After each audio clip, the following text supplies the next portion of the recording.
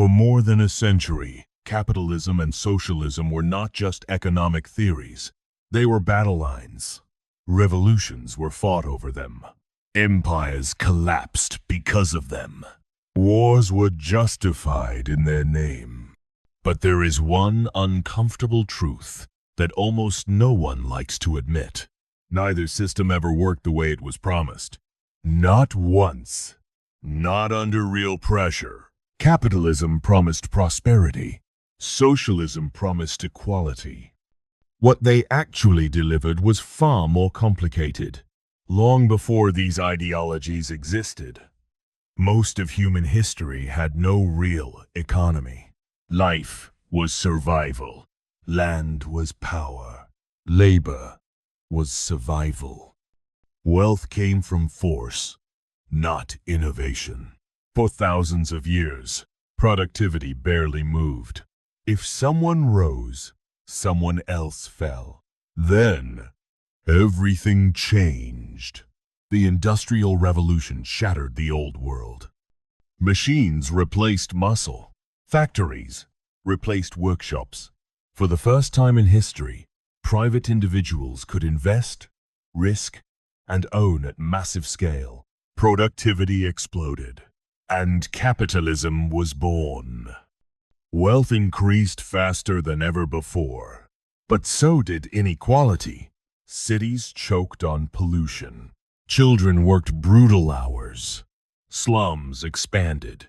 Capitalism created more wealth than any system before it, but it distributed it brutally. Socialism didn't emerge as a fantasy. It emerged as a reaction. Karl Marx looked at the factories, the riots, the misery, and concluded that the system itself was the problem. His solution was simple in theory: collective ownership, planned production, profit replaced by equality. It sounded moral. It sounded clean. And to millions living under industrial capitalism, it sounded fair.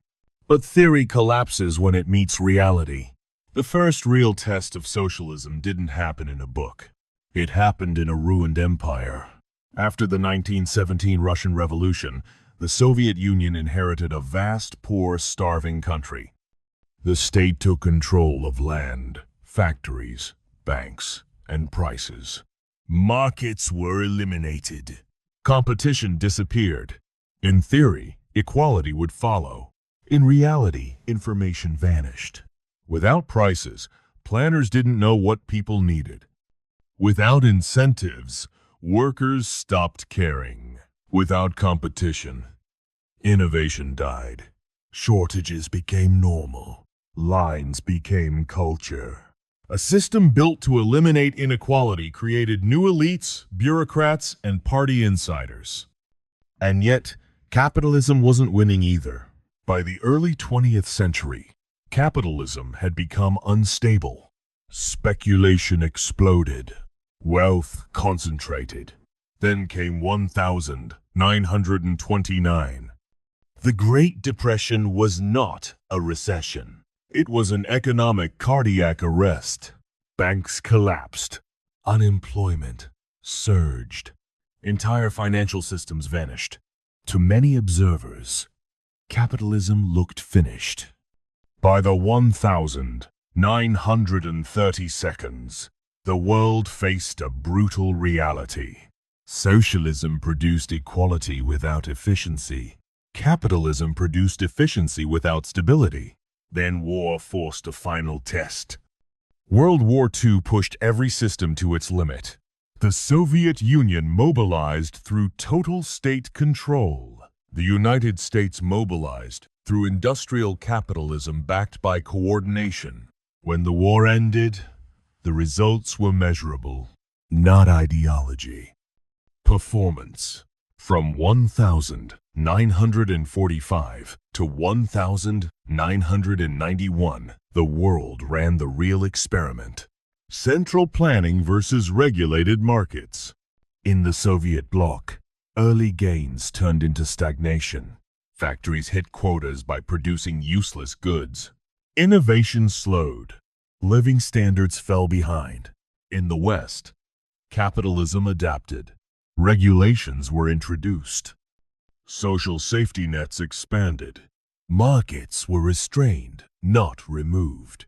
Capitalism remained unfair, but it became survivable. The Cold War wasn't won by speeches. It was won by productivity. When the Berlin Wall fell, the verdict was clear. The Soviet system didn't collapse from invasion. It collapsed from inefficiency. But capitalism didn't win cleanly.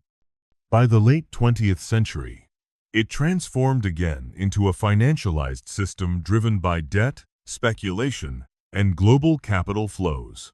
Inequality returned. Crises returned. The 2008 financial collapse was a reminder. Capitalism never cured its instability. It only postponed it. Today, the debate has returned, but in a different form. Almost no country practices pure capitalism. Almost no country practices pure socialism.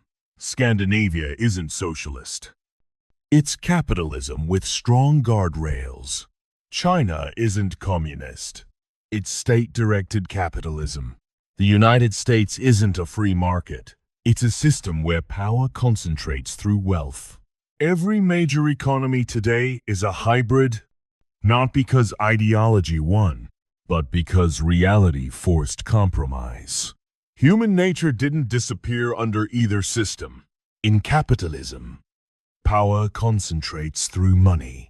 In socialism, power concentrates through politics. Different systems, same outcome. So the real question was never capitalism or socialism. The real question is, which system can restrain power, correct mistakes, and adapt? History gives a clear answer. The system that adapts survives. Capitalism survived because it could change. Socialism collapsed where it refused to. Where socialism merged with markets, it endured. Where it remained rigid, it failed. Ideology didn't decide the winners. Adaptation did. The 21st century brings new challenges. AI disruption, demographic decline, climate risk, global debt. These problems don't care about ideology. They expose weaknesses in every system. The future won't belong to pure capitalism or pure socialism. It will belong to systems that combine innovation with protection, markets with direction, freedom with stability. Because no society survives without incentives. And no society survives when power goes unchecked. History doesn't choose what sounds fair. History chooses what prevents collapse. If this gave you a new perspective, subscribe. History has the answers, and I'll show you where to look.